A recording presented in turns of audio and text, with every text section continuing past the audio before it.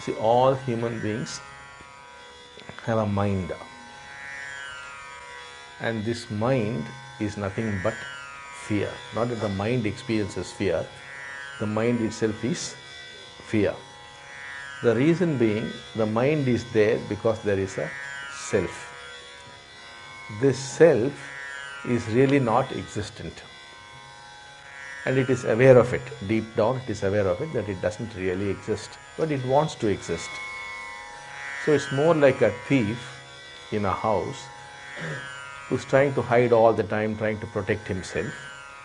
The self is trying to protect itself. That is that fear, because any moment the self can disappear, because what is called the biological self is there because of the way your senses are coordinating.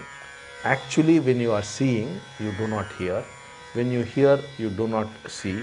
When you smell, you cannot experience touch. But all these things happen so fast, it looks as though while seeing you can hear, while hearing you can touch. It looks like that. But really it is not so.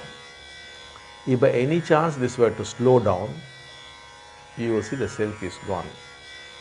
So the self is a poor imposter who is not there, or it is more like somebody who has captured the President of India, put him somewhere, and is posing as Abdul Kalam, the President. How much will be his fear? They might see his hairstyle, they might catch he's not Abdul Kalam, they might see he's walking and say, oh, he's not Abdul Kalam. Any moment he could be caught. What will be his life? Just imagine. Posing as the President of India. The same problem with the self. Any moment it can disappear. It has to keep fighting for its survival. Therefore, it would like to say, oh, I'm so well qualified, I'm so powerful, I'm so rich, this is my wife, this is my father, this is my son. It must go on telling itself up. Otherwise, it is not there. Only when the other is there, the self is there. No other, no self. Therefore, the poor thing has to go on getting attached to things, and it is always a fear that the other might discover it and go away. It might lose it. And as it loses something, it loses itself. Therefore, it has to be constantly in fear. The self only becomes the mind.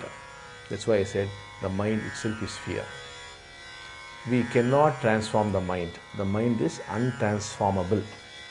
It has been so throughout human history. That is why we are telling you, don't waste your time trying to transform the mind. The only thing that is possible is you can be free of the mind.